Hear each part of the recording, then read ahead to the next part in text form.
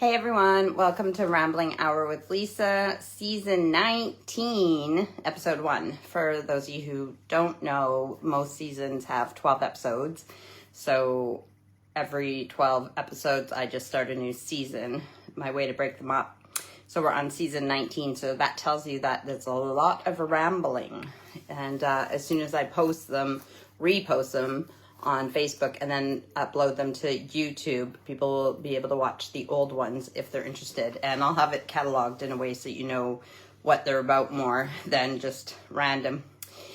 So, welcome. I do sometimes take a season break in between the 12th episode, but we'll see. I might need to take it in the next few weeks with getting ready for my mom to be here, getting ready to go to Ireland, getting ready for my mom to be here, and then traveling and like all that. So I may or may not have to take a week off in there. We'll see. So I figured, well, and also I told myself, well, I don't really have much to do today, so I might as well, right? But then I started cleaning like a crazy lady, so things look nice when my mom gets here and rearranging certain things and stuff, and that's what I've been doing. So hence why I'm a little bit late, and my hair is just, had to get all the knots out of it. It looked like, well, it looked exactly what it looked like I hadn't washed it in days, which is basically how I live. I don't wash it very often. Even now I didn't wash it. I just conditioned it to get the knots out. So it looks a bit decent. So welcome to what we're doing here. I thought I would sit over here in this corner, another bookshelf, but I arranged this bookshelf and well, most of my books are in order anyways, but I went through them to see which ones I'd already taken pictures of that we actually own and which ones we don't own. Because this is like, well, the first shelf is like Bible and that type of stuff, like religious Bible, blah, blah, blah. Second one is death positive, and then spiritual. And then the third one is motivational, self-help and development and whatever that kind of stuff is. Psychology. And then the next shelf is more spiritual, and the last shelf is spiritual as well, but it's half of it is like the like astrology, like gems and crystals, and books on like specific things like that. If we have a bunch of them, that's at the bottom shelf. But so I'll just and at the very top, you guys can't see, I'll lift you up. At the very top is like more of the Asian spiritual type books and stuff like that. So coming down, as I said, religious, spiritual, and it keeps going. So I did organize them in a way so that I know what I'm doing and what I'm not doing. I do have other bookshelves in other genres, but we will get to those. So I have my stack here of what I got through this week. I'm so proud of myself. But of course, most of them are from over here because I organize this and stuff like that. So, but first I want to show you guys, having a drink with an old friend, my beautiful cup that I got. It was a birthday gift, but I got it late, but that's okay. From my best friend here, Samantha. It says, grow positive thoughts. She made it. I don't know. I don't want the line on it, the light. So I don't know if you can see. That's as good as I can get it. And I will take a picture of it after. She's not on the socials anymore, so I'll take a picture and send it to her. Yeah, so water today. It also came with another, like a, what do you call it? Straw brush, which is good because my other straw brush is all crookedy and stuff. Well, I have a few, and anyways, you can't have too many cleaning utensils, can you? So,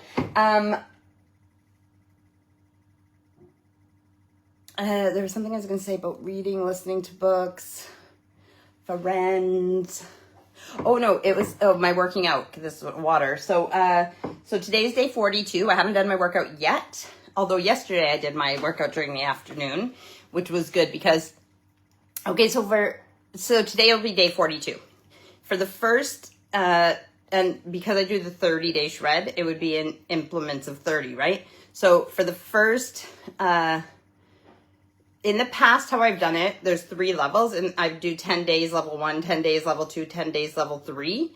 But because of my surgery with my carpal tunnel, which is like almost not, you can't even see it now.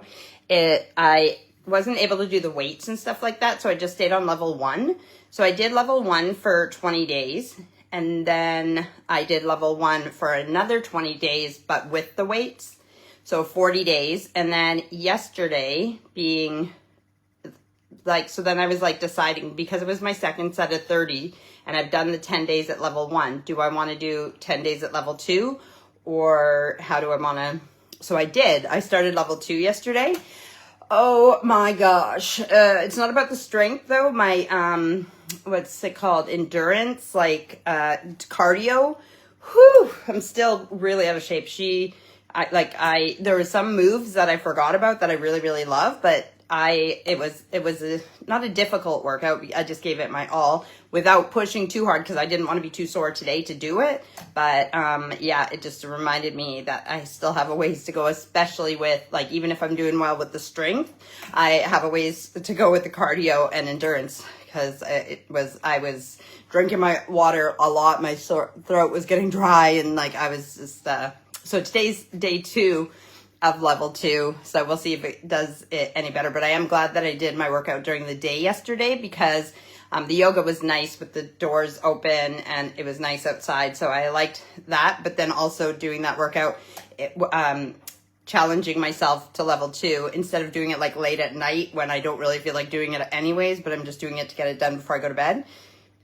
However, today I'm not full of energy, but I'm motivated to get things done before my mom comes to visit. So I am ready to go. So I know that we'll see how difficult it'll be, but I know that after I'm done my live, I'll be ready to go for especially I'm not doing yoga today, but, I did yoga yesterday because I missed it on Wednesday and I have to do it 5 days a week. But again, today's Sunday, so usually on the weekend I don't do yoga. So it's just the shred today. So it's a 20-minute workout with warm up and cool down. It's 25 minutes. So it's I don't want to say that anybody can do it. Anybody can do it, but I have to give myself credit that not only do I not give up on my workouts and I give them my all, because as she says, if you're going to work out for 20 minutes, you can't slack. You need to if you're going to work out for 20 minutes a day and want to see a difference, then you have to give it your all.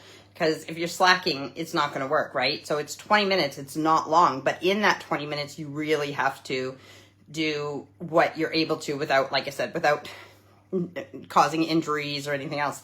So I got to give myself credit that I'm working my butt off. And like I said, day 42 in a row when I'm done today. And I made it just a habit, right? It just is part of my day, no matter what time I do it. But I know that not everybody can self-motivate that way. And even me at times have not been, what's the word? Self-motivation, but it's so worth it. And I think that's part of the thing. Just like how I said, I don't have energy right now. I'll tell you about my doctor's appointments. I think they were this week. I think they were on Tuesday. So I don't think I told you about them last Sunday, but I told you about my results from my tests and that I had a doctor's appointment. But anyway, so, yes, motivation. So I don't have the energy, but I'm motivated to have the house cleaned properly because, so with putting in a door in the entranceway to the office and blocking up this door, it made a lot of dust in the house and stuff. And then there's where we filled in you can't see it, but behind this shelf here, there's I've told you guys about it before, where you have to fill in, where the electric wires go in, we need to fill it in with polyfill and then sand it down. And so with all these things that still need to be done with sanding things down and painting and everything, I kind of just left the dust to sit because I knew that we were going to do more. But now, even if we do it, which I don't know if we will, but I just want the house to be nice for my mom, right? So I know mom doesn't really care, but I care, right? You want, when you have people come over, you want it to look nice. So yeah, I've been cleaning, and I want it done. That's the motivation. So the same thing with working out is that I know that I can get results. I know this works because I've done it before. And so I'm motivated to get back to where I was a couple of years ago, let alone to move past that even to get to a new goal, right? So I know what it takes, and I know it's doable, and I know, so like even the fact that it's 42 days seems crazy, but that's it. We were doing it when me and Steve were doing it before. We were within like, he was over 2 years, I think, and I was just under 2 years, like, or maybe it was 3 years. Like, we had done it for a long time, so I have a long way to go to catch up to where I was before, days wise, but I'm totally motivated because I want it. I love the health, being healthier, and liking the way I look, and liking the way I feel, and being able to do more outside in the garden, or, you know, with strength and everything else. So definitely worth it. And then the yoga, there's so many benefits to yoga. Just like slowing down, doing stretches. I mean, even if you don't do yoga, even if you just wake up and do some stretches, right? Like, it's not a new thing. Just stretch like a cat or a dog would stretch after they wake up, right? Just stretch your muscles. It just makes things so much better. And if you don't yawn, just take in deep breaths so that you get oxygen to your brain. And that is something that I want to learn more about too, when I have time, is breath work and different breathing techniques, and see the differences that makes and everything else. So working out, what else? Eating healthy. I am eating pretty healthy, but I still got to work on my portion sizes. I still sometimes, I don't like eating when I feel full, where I feel sick. I don't like that, but I still eat more than I need to because something tastes good. Is there anything else I want to tell you guys about before we go to the books? Yeah, okay, so before I get to the books, it's been a very interesting week. Doctor's appointments. So, yes, I'm low on vitamin D. Yes, I'm low on iron, and my bone density is fine. So, I need to take iron tablets. I need to take vitamin D. And obviously, the doctors don't want to suggest sunshine because there's detriments to being out in the sun as well, like skin cancer and stuff like that. But yes, like vitamin D. So I'm going to work on that. I got to see, because I get the sunshine. So either I'm not getting enough vitamin D in my diet, or I'm not absorbing it properly, which if Zena's still watching, I saw that Zena came on. Zena knows what I'm talking about, because she was going through that same issue of not absorbing vitamin D, I believe, if I'm not mistaken, because I think we talked about it. But now I'm thinking also Allison, our daughter Allison, is having that issue as well. So weird, but you know. And the other doctor's appointment, it was just a pap smear, which, you know, if there's any guys watching, they're like, but guess what? Get yourself checked. You know, guys need to do the prostate tests and stuff. Like, I'd rather be safe than sorry. And I guess now that I'm getting older, I guess I have less of a chance of like cervical cancer and stuff as I get older. So instead of every 3 years, it's only every 5 years now that I have to get it. So, I mean, that's positive. She said everything looked good down there so far, but the test has to be done. But doesn't bother me. Whatever. Just whatever you got to do to stay healthy, right? So health, doctor's appointment. I broke a tooth. I thought I broke a tooth the other day, but it was actually the filling that fell out. So I had like an emergency dentist appointment to fill that. That was fun. Luckily, they got me in on Friday because it happened on Thursday and it wasn't hurting. But then Friday, I woke up and it was really hurting. So they got me in on Friday and I got that. And we babysat our grandson Jackson on Friday as well. So that was really fun. And Steve bought this bubble machine and he put it outside and we were playing with bubbles with Jackson too. Zena said, "You're correct. I don't absorb vitamin D due to my dodgy system." Yes. Yeah, Zena has a dodgy, not reproductive system. What am I saying? Digestive system. So there's something that they've done now that your body's absorbing it, or they're doing something, right? Like you guys are working on it, I think, to get you to absorb vitamin D. Oh, and Zena, listen, I do want to walk. I want to walk. I needed to take the dog for a walk as well to retrain her to stay beside us and stuff, because Steve can't walk. Steve can take what's the dog's name again? Sasha, to the little park thing and throw the ball for Sasha and stuff, but he can't walk her on a lead because she pulls too much and it hurts his back. So I need to properly train her again because she hasn't been walked properly, like with training and stuff. So, but I want to do that. So I keep thinking, I'll take the dog for a walk. And then I remember my pulled Achilles tendon But it is getting better. The last couple days it's been better, except doing the stairs. I can still feel it. But my Achilles tendon is getting better, so then we can go for our walks soon. So that is why I haven't mentioned our walks, but I'm excited to walk again properly. I hate when I like get out of the car to go into the store or whatever and I forget that it's pulled because I'm ready to walk like normal speed, and then I'm like, oh yeah, limpy along, because the faster I walk, the more it hurts. Zena says, yes, I have prescriptions for vitamin D. Mom said hi. Mom, you said hi to me in Messenger. It came up at the top, but I think you're watching this now too. So, and Zena says, I'm okay to walk. Yeah, I was just thinking about like the low vitamin D and stuff and like not having as much energy. And then it reminded me like walking, and the same thing is with cleaning. I'll push through it. I just wonder when my iron levels and my vitamin D levels are like what they're supposed to be. Will I feel better? Will I have more energy? And even that, they say like working out, it'll give you more energy. And it tends to for a lot of people. But like I said, today is going to be day 42 and it definitely hasn't given me more energy. I'm just living my normal existence, but that is how it's always been my whole life. Even when I feel better overall, but I've never got a more energy boost or anything from working out regularly. So I need to work on my sleep as well, because right now I can be outside. If I'm in the garden, I can be outside until like 9 or 10 because it's still light and I want to be in the garden. But then I don't come in and do my workout until like, you know, if I do my workout at 10, I'm not done till like 11. And then I finally go and watch TV with Steve. And then I stay up till like 1, 2, maybe even 3 in the morning sometimes.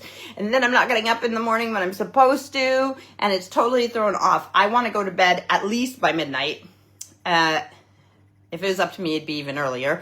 But for the sake of watching TV with Steve and everything. So done my workout, if I do it in the morning or whenever, like in bed to visit with Steve and watch TV with him, or if we watch TV down here at 9 o'clock, so that by 12 I'm going to sleep. I can fall asleep within a few minutes usually, so it's fine. If I just go to sleep at midnight, I should fall asleep within a few minutes. Then getting up at 8, 9 at the latest. And then I'll because right now I'm waking up too late, and then I'm mad at myself because I don't have time to do anything. The day's almost done and it's starting to get cool outside if it's afternoon already. And like, so I need to work on my sleep.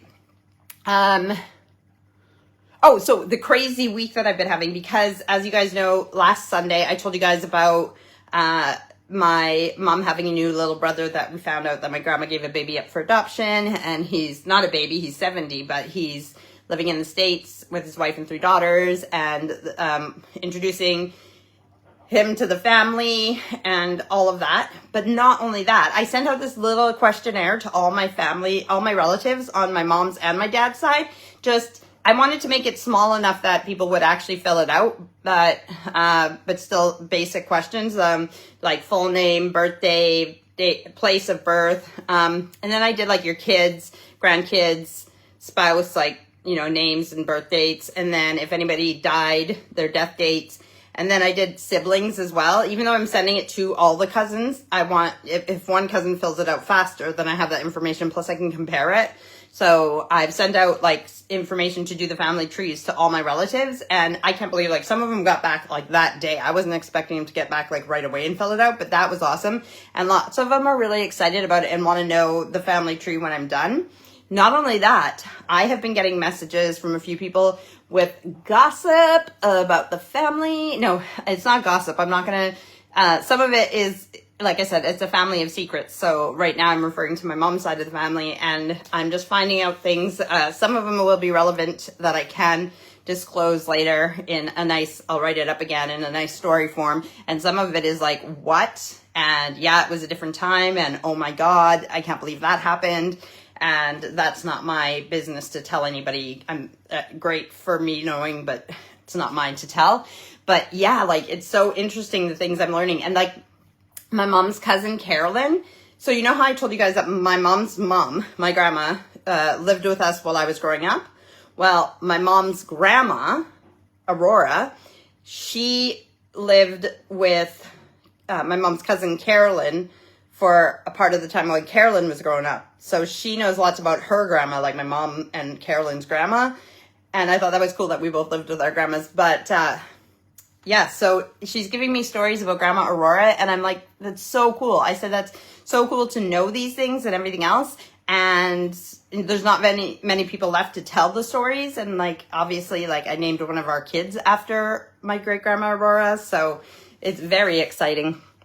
Very exciting stuff. So if any of my relatives are watching this and they want to tell me stories about their family, specifically themselves, their kids, their parents, their grandparents, especially if it's relevant to the family, tell me those things, because I want to include that kind of stuff for the family tree too, because it's so cool when you go onto like Ancestry and you see the family tree. If you know anything about a person, like when I was doing Steve's family tree, well, Steve's dad has all these pictures that he gave us that he had scanned in, and I was going through the pictures and he has who they are. And as I was adding the pictures to the family tree, I would say like, oh, this is that auntie who is in those other pictures. And you kind of get a personality for each person, and you see like every picture of this person, they're always laughing or smiling. Like you can, it's so cool to put the story together. So to hear stories about these people, even if it's just little things like, there's this book that I have about the history of the area that my dad grew up in Bonnyville and LaCorrie and Iron River.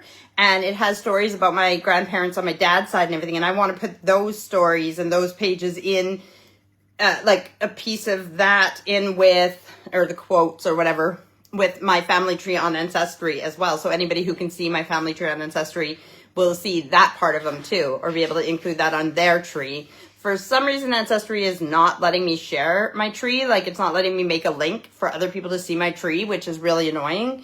So hopefully it gets fixed. I'll try and do it on my laptop, because I've been trying it on my phone, and maybe that's the problem. I don't know. Otherwise, I'm going to contact Ancestry and see why I can't share my tree. So, I guess we'll just get to the books now, unless you guys have anything that you want to talk about. I think I've gone over. Okay, my little sister Tina is texting as well and sending stuff into the family group. I'm really excited to see my sister Tina and her husband Ryan and the kids, and obviously my mom, but my mom's coming back here as well. But like, it's cool to get that we're going to go and meet them and see them again, and that. But I'm also sad that they're like not coming to my house, because, you know, you're just proud of your house and you just want them here, especially my niece and nephew, and just, yeah. But, okay, let's get to the books. Let's get to the good stuff. Oh, this orchid, my husband bought me that for no reason at all, just because we were at IKEA and he liked it and he thought he would buy me one. And I said, thank you, because I've killed all of the orchids that I've had. So thanks for believing in me to try again. So this is, I don't even remember where I got this. I think it was a gift from somebody, but they didn't write in it. So it's called Witty, Wise, Wicked, and Wonderful Words. Witty Women. Wise, Wicked, and Wonderful Words. Witty Women. So it's just quotes, like, from different women. And it came out in, looking for my glasses. They're on my head, but this is what happens too, which people who wear well, not when they wear glasses on their head, but they know, like, they still, if it's raining or whatever, it gets, because my hair is wet, my glasses are, wet now. Okay. So the year was 1912. Just kidding. Oh, I'm getting excited for Halloween too. I know it's like a few months away, but the thing that I was going to do last year for Halloween for my Rambling Hour, I'm doing this year, so I need to start working on it because it's like very exciting. 1994 is when this came out, and I've had it probably that long. So it's just a little cute book, but it's on this shelf over here with like psychology, I think, and took a picture of, listened to it. And then this one is really cute. This is Jackie's book, but a spiritual book, and it's really cute. It was a gift to her. I miss you and your ESP.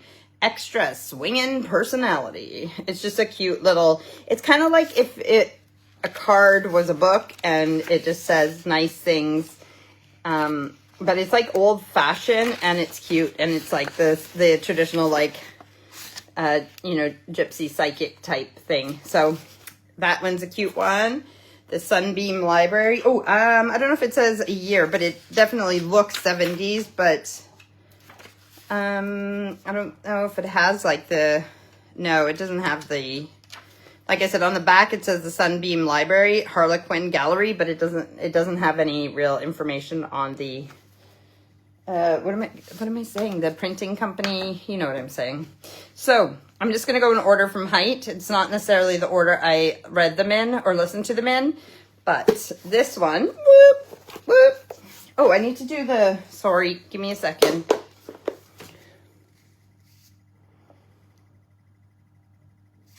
And this one. And this one. Although I should probably take out, even though I said I would do them in size order. This is the workbook for it. Nobody Wants Your Shit workbook. And this is Nobody Wants Your Shit. So, The Art of Decluttering Before You Die, like Swedish Death Cleaning, by Messy Kondo. It's a author of Tidy the F Up, which I don't have, but I ordered.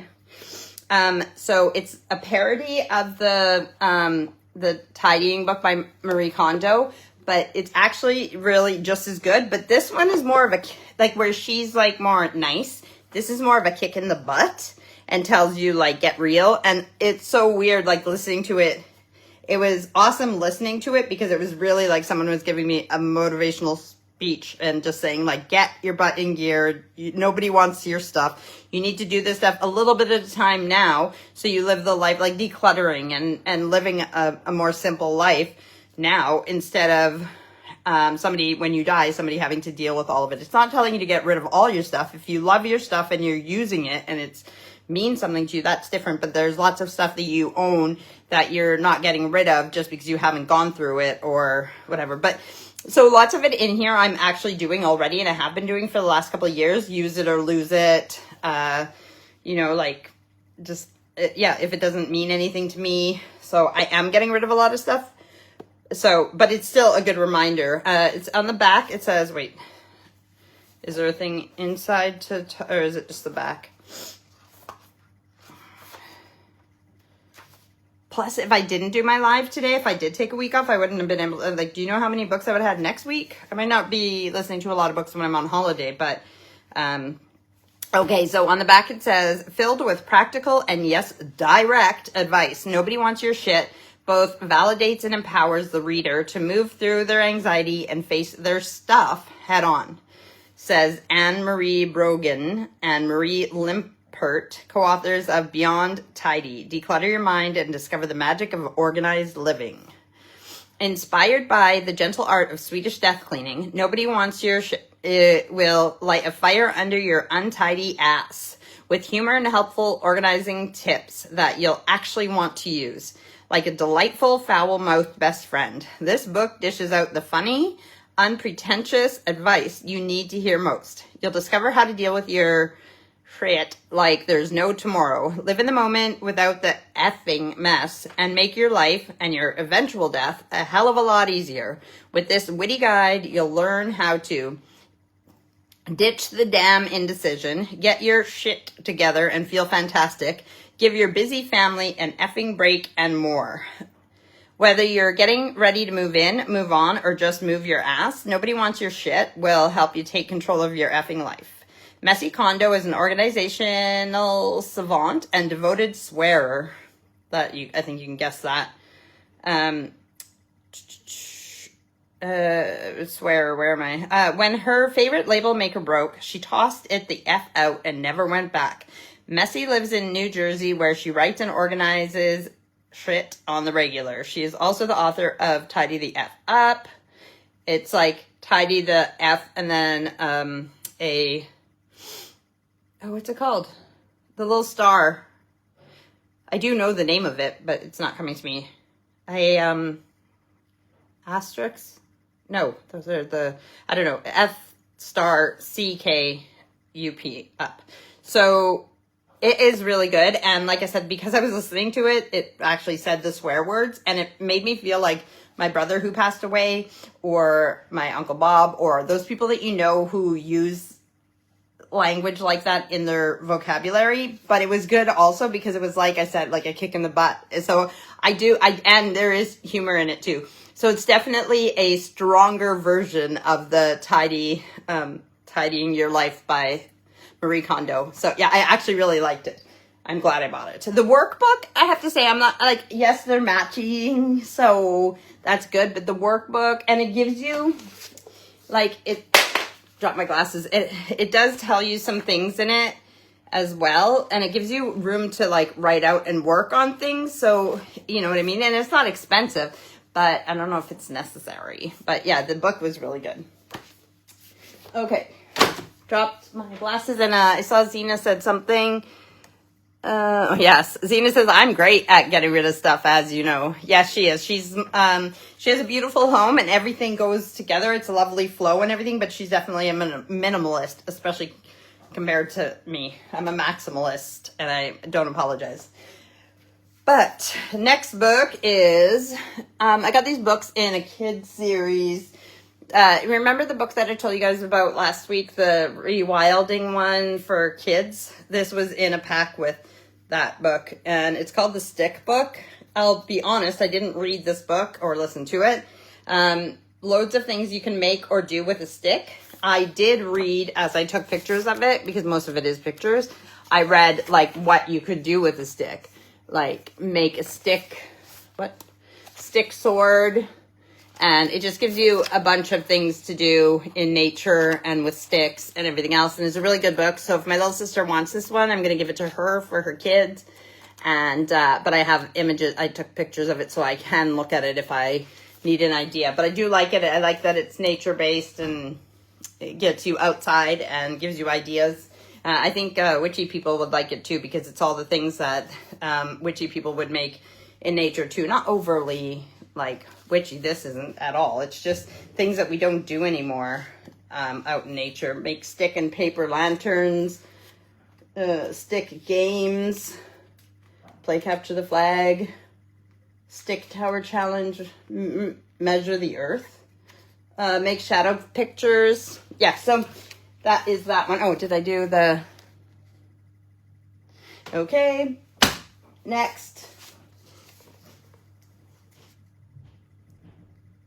The Kitchen Witch, Magical and Seasonal Bakes to Nourish Body and Spirit by Gail Busey. So this is a cookbook, but I did listen to it because I wanted to learn and everything else, and I did enjoy this. Oh, did I? What did it say on the back of the stick book? The stick is a universal toy, totally natural, all-purpose, free. It offers limitless opportunities for outdoor play and adventure. It provides a starting point for an active imagination and the raw material for transforming into almost anything, as New York's Strong National Museum of Play pointed out when they chose a stick for their National Toy Hall of Fame. It can be a Wild West horse, a medieval knight's sword, a boat on a stream, or a slingshot with a rubber band. In this book, Joe Schofield and Fiona Danks offer masses of suggestions for things to do with a stick in the way of adventures and bushcraft, creative and imaginative play, games, woodcraft, and conservation, music, and more. Joe Schofield and Fiona Danks share a passionate commitment to introducing children to experiences that allow them to enjoy outdoor adventures, explore their limits, take measured risks, and learn new skills. They work closely with Natural England and the National Trust and Wildlife Trusts, and are the authors of 4 previous books: Nature's Playground, Go Wild, Make It Wild, and most recently, Run Wild. Okay, there is something else I was going to say. Kids' books. Nope, I don't remember. Okay, this one, The Kitchen Witch, is a wonderful guide to bringing more magic, whimsy, and gratitude to your baking. With delicious recipes and mindful rituals, self-professed kitchen witch Gail Busey explores ways to honor the process of baking, to appreciate each ingredient, and to transform our favorite recipes into magical spells to benefit our minds, bodies, and souls. Learn to bake with intention and with the elements, earth, fire, water, and air, to create magical dishes including cinnamon tea cake with almond glaze, cardamom and honey cookies, and sage and camembert fritters. Woven between the recipes are everyday magic, rituals, ideas, and inspiration, as well as encouragement to journal in the book, creating your very own grimoire. So much more than a cookbook. This is an enchanting exploration of how baking can bring magic and healing into our lives, using the many energies of herbs, spices, flowers, fruit, and other ingredients. Enjoy a slice of magic with the Kitchen Witch, enhancing your kitchen witchery and overall well-being. The thing I like about these Kitchen Witch cookbooks and stuff is, well, a few things. One, I like, is this one got like I like the art in them too, if I'm not just reading them but looking at them, like, and it inspires me to maybe do some watercolors or art like them. But the recipes, I am excited about lots of the recipes, not only for the magic witchy kind of stuff, but also because lots of the recipes are called for things that I grow in the garden already, the different herbs and everything else. So it's a good way to have recipes that I can use things in my garden that I grow in a good way. So yeah, I did actually listen to this, and I liked listening to it because I learned a lot, as well as there's a bunch of recipes in here that I look forward to trying. Okay, next. Speaking of witchy books, the Wheel of the Year. This is a big one.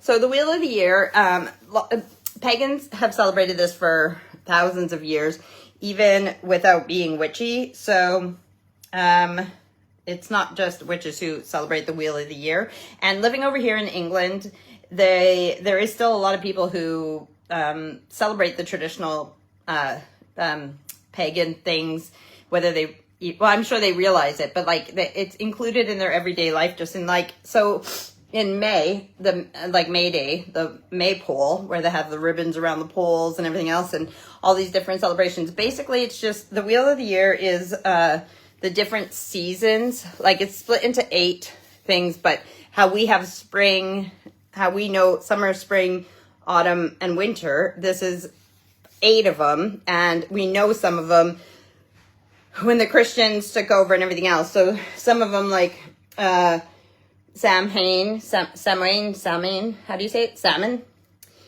I always forget how to say it.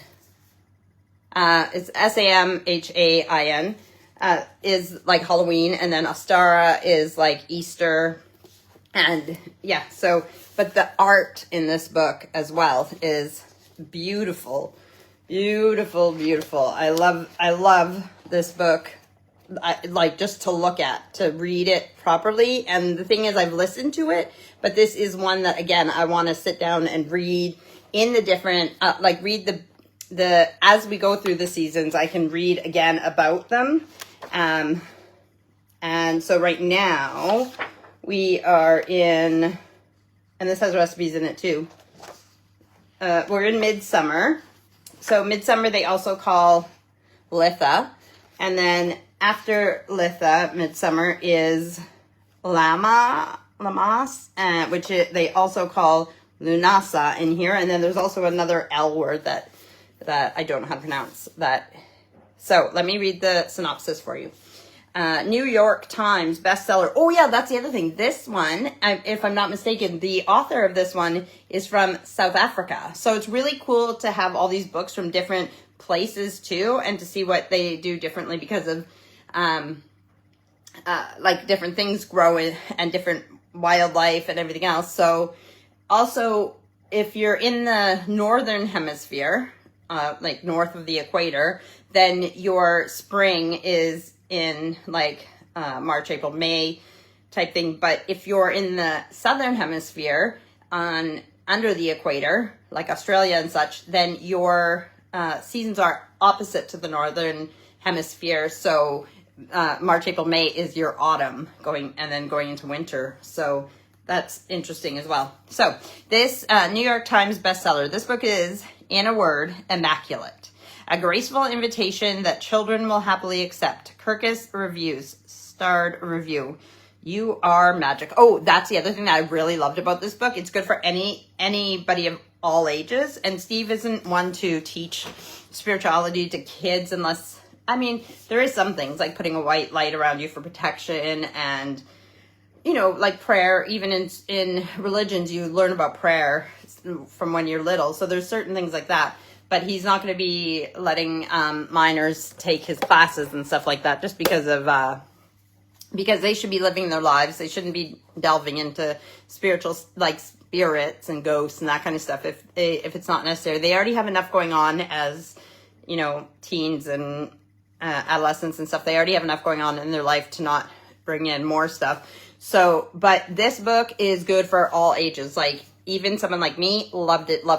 But she always goes with like different things. So if you're doing like candle magic and you're going to light a candle, she says like, make sure your parents or you have an adult and blah, blah, blah. And I love the way that they,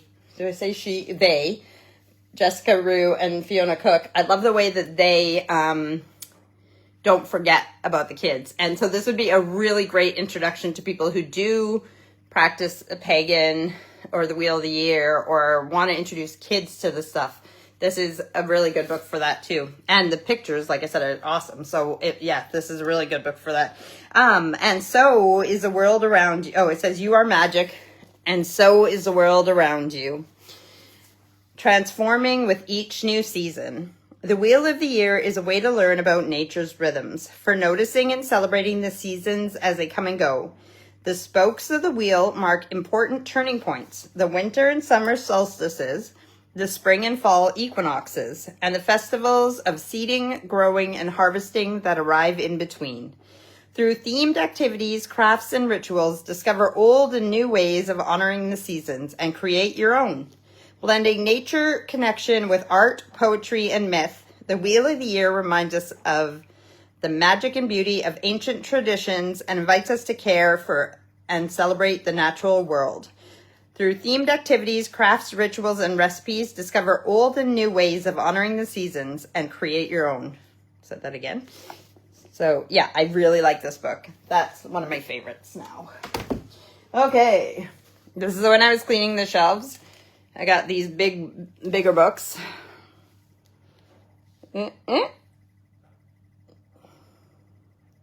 So Jenny Randles and Peter Hoff, Life After Death and the World Beyond, Investigating Heaven and the Spiritual Dimension.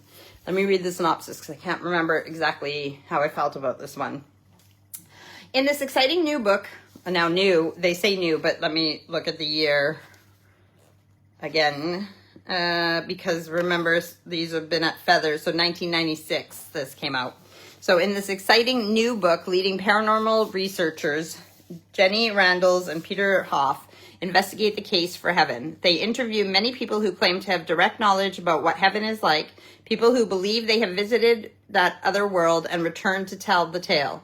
They also assess the first-hand reports of heaven that supposedly reach us from people who have made that final journey. Drawing on a fascinating array of material and the views of many experts in different fields, they present an objective and comprehensive investigation into the afterlife and show us what life in heaven may really be like.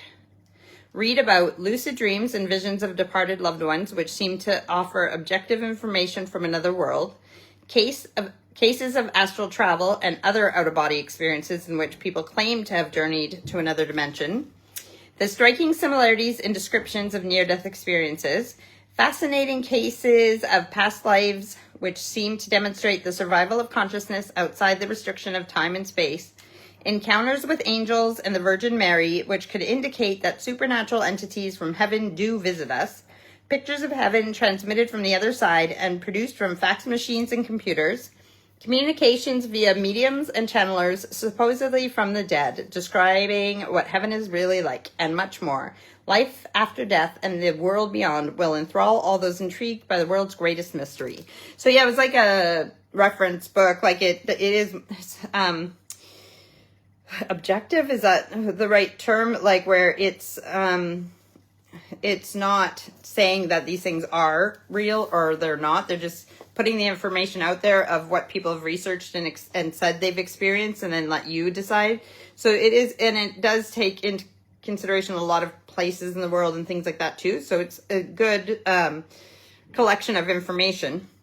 Life after death and the world beyond. The concept of heaven, a world beyond the material one in which we live, in a staple element of the collective consciousness of the human race. It is part of ancient and modern pagan beliefs, Christian, Islamic, Judaic, Hindu, and Buddhist religions.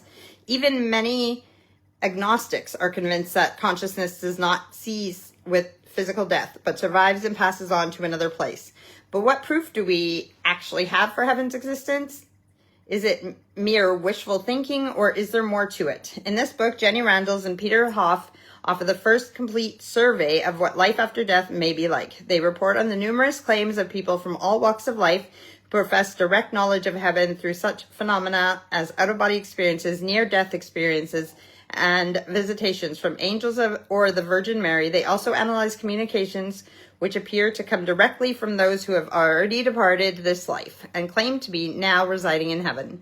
Life after death and the world beyond presents a compelling and fascinating picture of what we can all expect one day if what we are being told is true. So, yeah, a big there. And then these are the ones I printed off. I told you guys I've been listening to a lot this week because I'm trying to clean and get things done. This one is huge. It's the Complete Guide to Cosmic Ordering. Make your dreams become reality. And I'll take my glasses up. It came out, I don't know when The Secret came out, but let me, I don't know if it has a date on this. Hang on. Oh yeah, here. 2007, this was first published. And what I like about this book is that it's like a photography book in a sense. And I like that some of the pictures are old fashioned. So it's one that, again, is really nice to look at. It's got really nice imagery in it and good for like mentally focusing and thinking about the things that it says in it. So it does talk about different stuff like that too, but it also talks about cosmic ordering, which again, if you've read the book The Secret, that is what that's based on. It wasn't a new concept when the book The Secret came out. It was already something that people knew about as cosmic ordering, asking the universe for what you want and it coming to you if it's for your best and highest good. And sometimes you got to be careful what you wish for because you might get exactly what you asked for and then realize it's not what you really wanted. So ask the universe for anything with sincerity and purity of intent, and it will be yours and fast. Learn to be detached and attached at the same time and watch your dreams come true and the deepest desires of your soul be fulfilled. This book will show you how to tap into the most powerful source available, the universe itself. This is not about greed or personal gain. It is about knowing yourself, your place in the universe, the love it has for you, and its willingness to bend to your true will. A will you can only know by going on an enlightened and blissful internal journey. This book will help you to believe in yourself, trust in the universe, be free of limitations.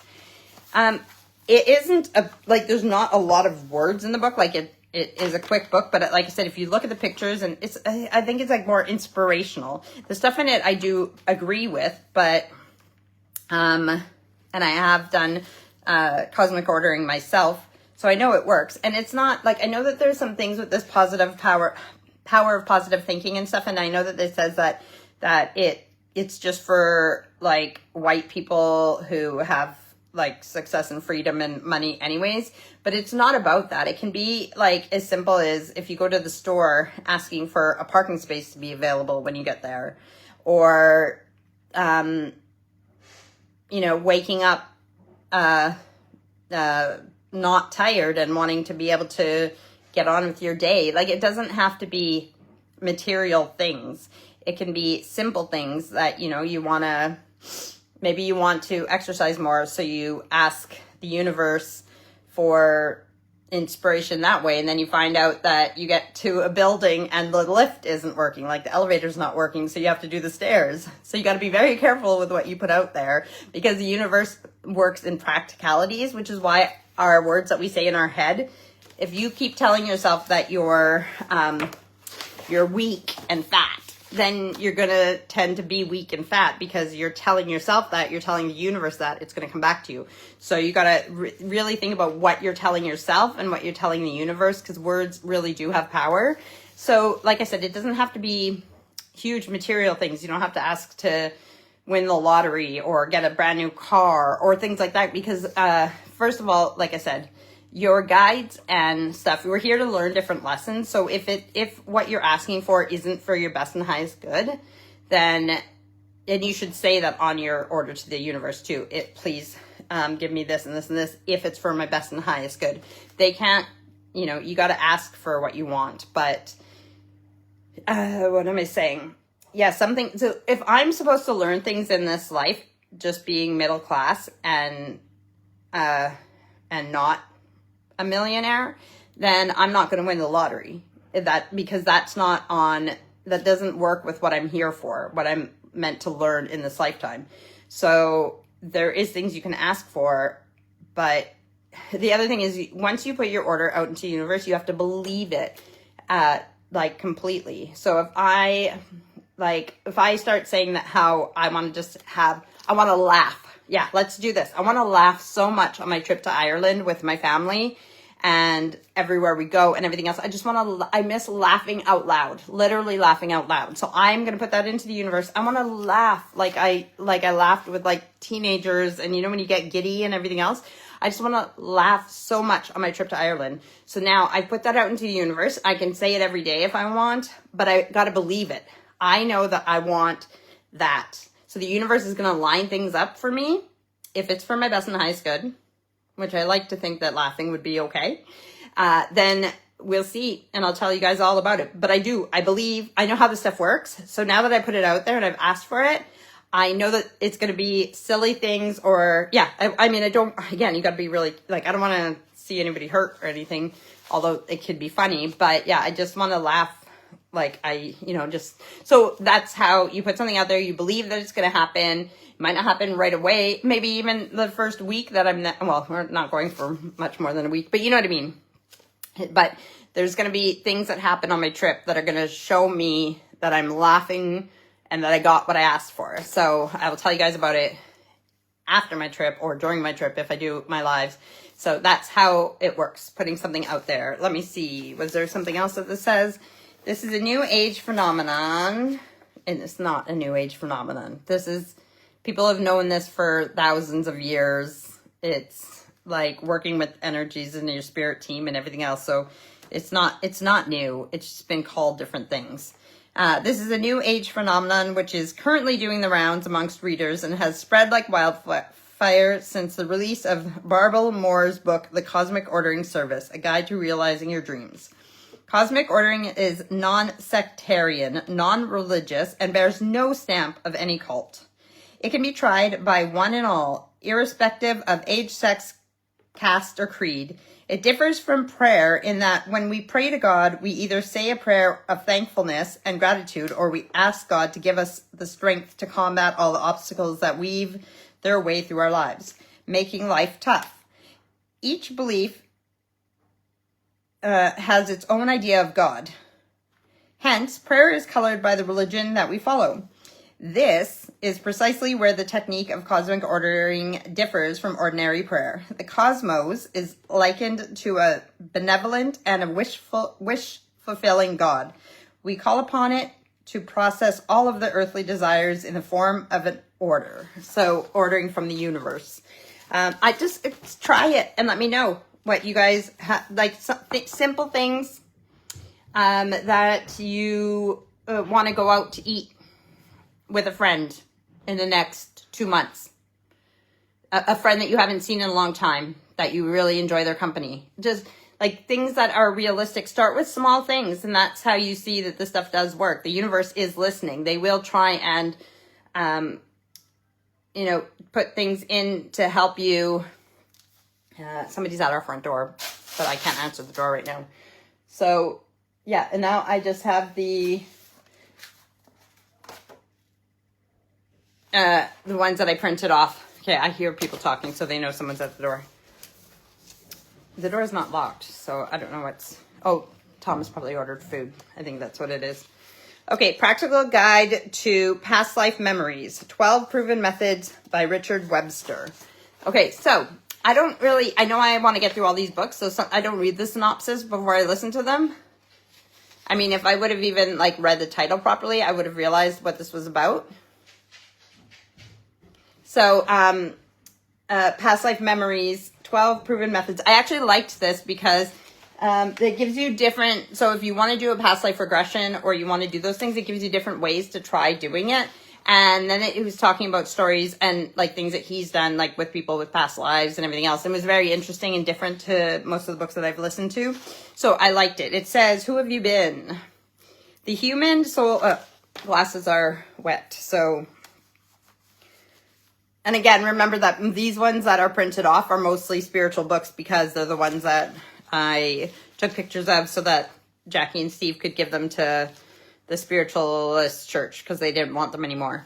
The human soul is eternal, and though physical death marks the end of one life, it heralds a transition to the next. To help us focus on the lessons of our current life, most of us are born without conscious memory of what came before. When the time is right, past life memories can be beneficial. They can reveal our life's purpose and help heal current wounds. Conscious past life recall can also help you clear karmic imbalances and discover latent skills and talents carried over from previous lifetimes. Because one past life regression method does not always work for everyone, Richard Webster presents 12 different techniques for investigating your past lives, including dreaming of your past lives, scrying, hypnotic regressions you can do alone or with a partner, and exploring the Akashic records. The Akashic records are like if everything that ever happened in the universe was written down or like recorded, it's in the Akashic records. You can go into meditation, you can go to the Hall of Knowledge and go into the Akashic records. You can read your own Akashic record, but you can't read somebody else's Akashic record unless you're given permission from that person. But you can also learn about the life's history, not what man has written down as history here, but actually the world history and everything else in the Hall of Knowledge. So Akashic records. Whether you seek to realize old traumatic experiences that may be affecting your health and happiness in this lifetime, or you're simply curious about who you have been throughout the ages, this practical guidebook has everything you need to explore your soul's past. Richard Webster, New Zealand, is a hypnotherapist and a teacher who travels around the world lecturing and conducting workshops on psychic subjects. He is the author of over 30 books, including Soulmates, Relationships Across Time. So again, what I like about these books and stuff, or learning from different places in the world, different people, different experiences, the more you learn about it, the more you see what has common traits. And I think it's important not to follow one main like belief, you know what I mean? Because then you can get like, I don't read a book and think of it as my Bible. I'm open to learning about all these things, which is like, I think I want to learn more about like the Muslim religion and stuff, not to practice it, but to learn more about it, the similarities to how I grew up and the differences and stuff. But Radiant Friends Beside Me. So the cover of this one is pretty tacky. Again, because of the year it was brought out. I think it was the 80s. Is it the 80s? Maybe the 90s. No, I think it was the 80s. But Radiant Friends Beside Me. Autobiography of Kevin McGrath. Psychic, medium, healer, and exorcist. So when you see the cover of this book, you think, yeah, cult leader or religious fanatic, or like, this is not, I didn't know what to expect in this book. Let me tell you, it's a lot better than it looks, and he should have had a different cover. Don't judge a book by its cover. It is about his life. And then when he says exorcist as well, he calls them exorcisms, but they're kind of more like rescue mediums, like, so like helping souls move on that are harassing people and stuff. But so it's not like exorcisms like you think of when, you know, the Catholic Church does and stuff. This book is a compelling account of many unforgettable life experiences, a remarkable spiritual development, and enthralling but authentic supernatural case histories of Kevin McGrath, a unique psychic of his time. And the thing is that it is like I told you guys, I'm really enjoying like autobiographies and people's life stories and everything else. And it doesn't go too quickly into the psychic stuff. It's actually like his life and the little things that happened while he was a kid and different things that happen. And I like it when it's like that and tells you how they built up to where they are now in life. And, you know, like when Steve and Jackie's book comes out and you learn about how Steve found his path to where he is now, because it's just interesting to know why, were you born with abilities and that's why you believe? Did something happen to you? You know, like people who have near-death experiences and then they become a believer, or that, yeah. So I like learning about other people. That's why I like reading obituaries and stuff too. Now let's talk about different. This book, again, I don't read the synopsises. It was just one from the Feathers. So let's just, this is, well, let me fold it again so that it looks nice in the picture. I didn't know what to expect with this book. I didn't read the synopsis. I was surprised, but this is talking about learning about different things and not judging. Even though I listened to the whole book, and there is things that I definitely understand and believe in it with the spiritual stuff and everything, they say a few things, like when the student is ready, the teacher will come. So that's one thing. And the second thing is, like, you'll be drawn to who you need. So some people really like working with angels. I do believe in angels. I do believe they're higher beings and everything else, but I'm not overly connected with angels. I don't feel like I need to work with them. It's just like the witchcraft thing too, working with different deities and everything else. So you'll find what or you know how, like I talked about, like astrology or numerology or palmistry or reading tea leaves or working with dowsing rods, whatever you're drawn to, try it out, try different things. But this is something that I'm totally open to, and I will not judge anybody who does this or anything like that. And I think it's similar to tantric yoga in some ways, if you're going there with it.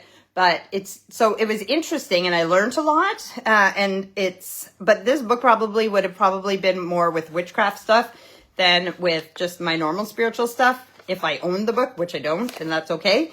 But it was an interesting listen. It's called Rainbows Falling on My Head by Al G. Manning, CPA-DD. The Magic of the Great God Pan. So I don't know how many of you guys know about Pan, but let me tell you, I've heard about Pan before, but I didn't know as much as I do now. So, the Great God Pan. Oh man, I printed this off and it's yellow writing on white. So bear with me, because it does go to, it's like yellow writing and then red writing and then yellow writing, but it's darker here. So I'll be able to read that, but this up here is a bit harder to read, so bear with me. The Great God Pan. No, I can't read that. You in Touch, and the what is that? Primordial creative forces of the universe, and something, your lifelong friends. From then on, you simply dance and play with your nature spirit, and elemental friends. I'm sorry. While they power your personal magic and make the whole world your, I think it says, loving playpen. How can there be an operative to the power of nature itself, for can there be to you when you are in, oh my gosh, I'm almost done this part. I don't know what the word is. And lifting the rainbow of happiness, love, riches, health, and joy, tall, delightfully on your head too. Okay, partial outline of contents. Let's meet Pan. Personification of the universal life force, Panamore.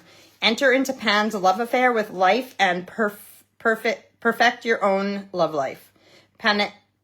Panacea, Pan's secret of healing and perfect health. Panning for gold. Let Pan bring you riches and prosperity. Panoply, accept Pan's armor of psychic and physical protection. Pan dominance, let Pan bring you the power and prestige of the giant in the material world.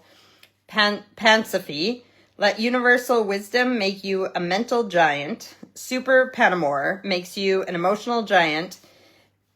Panchromatics, to make you a spiritual giant. Pannipotence, and much more. Oh, and then the bottom part in yellow is other books by Al G. Manning. So as I read that to you, you can see that there's a lot of things in there that I learned in the spiritual stuff anyways, not just in the witchcraft. That's what I'm saying. Like, even in religions and everything, they all have things that are similar. And so what did he call it in here with panning for gold? Let Pan bring you riches and prosperity, or healing, Pan dominance, bring you power and prestige of a giant in the material world. So, I mean, that's cosmic ordering and stuff like that too, but in a different form. And again, this is working with a specific deity. So if it's like if you lose something in the house, then people will say to pray to Archangel, is it Archangel Michael who helps you find things? See, I don't even know. But that's kind of like what it is too. So if you have okay, so you know how I tell you guys that you have a spirit guide, right? One that's been with you since before you came onto planet Earth. Like, you were up in the afterlife and you guys planned out your life, and they were going to be your guide the whole time you're here until you get back there. So yes, you have that guide. Or you might have more than one, but there's definitely one that's with you the whole time. Then you'll have other guides who come in. Like, my grandma is one of my, I don't know if she's a guide per se, but she's one of my spirit team who's up there rooting for me. She's my cheerleader and everything else. But you also have different guides. So when I do meditations, usually my guide is Jason. That's my main guide. His name is Jason. He's North American, First Nations, Aboriginal, whatever the term is I'm supposed to use now. And he's my main guide. Steve's main guide is Oriental, and his name is Lau. And so Jason's always there when I do my meditations, and then sometimes Grandma's there. Well, lots of times Grandma's there too, and then sometimes my dad's there. And then there's been a few meditations though where I've gone to this little tiny cottage, and there's this little old lady and little old man that live in that cottage, and I feel like they're like part-time guides. Like, they're my guides once in a while when I need certain things. So that's kind of what this is like too. So there's different angels that you can pray to or have meditations with if you're working on certain things in life. And it's the same with different deities that people who do different even like Hindu have different gods and stuff like that. So, but they have purposes for things. Or even if you do like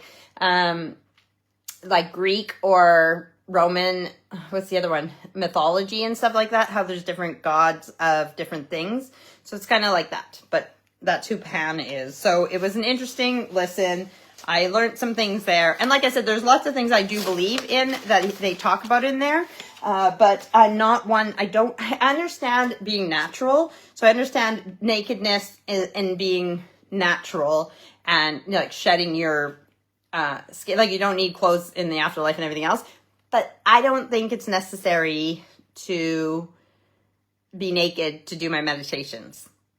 Whereas that's kind of one of the things that they suggest. And like, each to their own. There's going to be a lot of people who really connect with that. And again, it's the same types of things. Like, just like witches will light a candle to do their meditation work, I can meditate without lighting a candle, but it's whatever helps you focus and what you believe in. And I do believe if you go within and ask your guides, but also if you ask for the spiritual path, things will come to you that you're supposed to study at that time and what works best for you. So if it sounds like something you might be interested, look up Pan and see if it's something you wanted. I think at certain points in my life, I could see where I would have used Pan more or tried that out. But at this point in my life, I don't think that's somebody that I need to work with for my best and highest good right now. So, okay, last book, James Van Praagh. I I suggested Growing Up in Heaven before, which is a book about children. And listen, it doesn't have to just be children, because you're always your parents' children, even if you're over 18, but it's about losing children and them in the afterlife and what happens. So the Growing Up in Heaven is a really, really good book by James Van Praagh. I listened to this book today. It's James Van Praagh, Reaching to Heaven, author of international bestseller Talking to Heaven, which I haven't listened to Talking to Heaven, but Reaching to Heaven, a spiritual journey through life and death. He is without doubt one of the most gifted mediums on this planet at this time. Dr. Brian Weiss, author of Many Lives, Many Masters, which I own and need to listen to that too. But I have to say, I want to listen to this again. James Van Praagh, again, a lot of the stuff that he talks about, I know and believe because of sources other than him that I've learned it or experienced it and stuff like that. But he puts it together in such a way that's really good. Like, I need to listen to it again because I was cleaning when I was listening to it, and I was listening, but I think I could get more out of it if I listen again. So I really, really did enjoy this book. This is one that I would definitely recommend if you want to learn more about the spiritual world. Let's see what it says on the back, but I really liked this book, and I think that because it's the second book I've listened to by him, I think I actually like him as a medium and as an author. So James Van Praagh has touched the lives of millions through his extraordinary ability to communicate with the other side. Widely known through his regular appearances on NBC, his first book, Talking to Heaven, became an international bestseller. In Reaching to Heaven, Van Praagh provides a reassuring and inspiring guide to becoming a true spiritual being. He takes us on a journey to show us what happens at death, what the spirit world is like, how a soul chooses to be reborn, and how the process of reincarnation works. Reaching to Heaven also contains simple exercises and meditations that will help you to rediscover your true spiritual nature and achieve greater self-awareness and inner peace.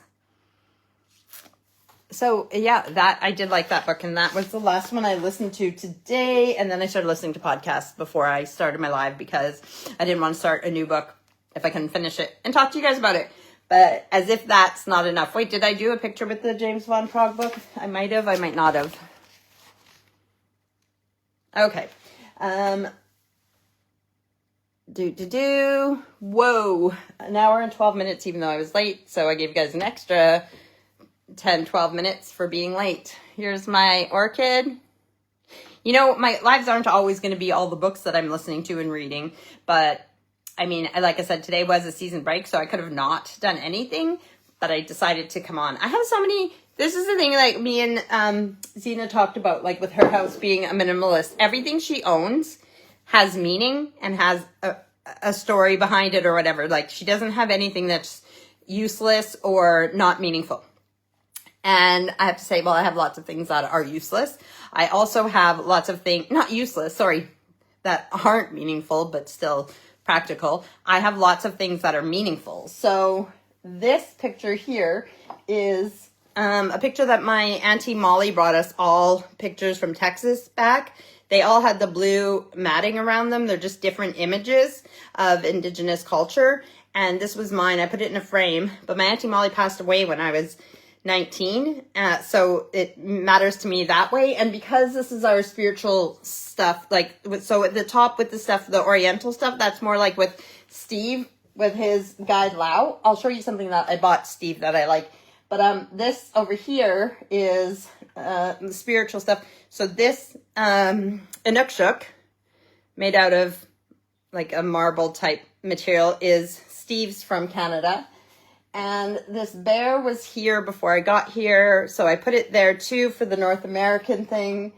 This is more, I think, probably Mexican or Central America. It doesn't say, but, and then there's this. And I know the thing that at the bottom that says Banff, Alberta, or Banff, Canada is somewhere in the house, but I need to put it back on there. But this is not mine. It said Banff, Canada, but it's not mine. It was, Steve had this before I got here. So it's just like my ode to different beliefs and different religions. There's some, I can't remember what these things are called. They're broken though, but they used to have the things on the side. that you spin them like this and they dunk, dunk, dunk, dunk. Steve has a drum up at the top that he got as a gift. And so there's lots of different beliefs and stuff, spiritual stuff and everything. I'm going to get this. I'm going to stand on this brand new chair to get this down that I bought for Steve. And I don't know what his guide looks like, but this reminded me of maybe what Lao might look like. So that's up at the top for his stuff.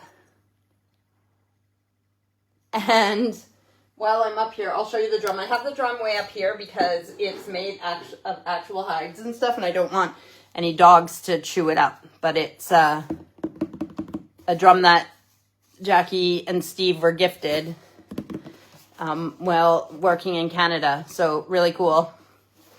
And I respect it. I won't play with it because I'm not trained to do any drumming or anything. So I don't want to be insensitive to any of it. So that is your lot for today. Next Sunday, still at home, not traveling yet, but we'll see if I have time to do my live or if I'm going to skip that week or not. I will miss you guys if I do skip a week, but I love you guys. Thanks for tuning in. We may see you on the 10th next Sunday. If not, I'll see you when I see you. I'll keep you guys updated. I hope you guys have a great week. And yeah, just do something for yourself this week. Do something for your health, for your well-being, for your, whether it's your physical health, your mental health, your emotional health.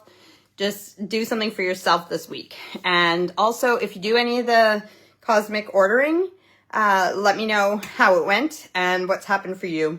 And remember that things don't always come as quickly as you want them to as well. So if you just get to the store and you want a parking spot and there's not one there, then maybe next time ask for a parking spot when you're leaving the house. Say, when I get to the store, can there be a parking spot closest to the trolleys, like the carts, closest to the door, or wherever you want. I usually park at the back of parking lots because I have the ability to walk, and I leave, and plus then there's usually more spaces, but I also leave the closer ones for people who need them. But if if I'm in a hurry or if I have a pulled muscle or something like that, maybe I want a closer spot. So just try it. Let me know if and what's worked for you guys, and we will talk later. I love you guys. Bye. Gotta go do my workout now. Bye.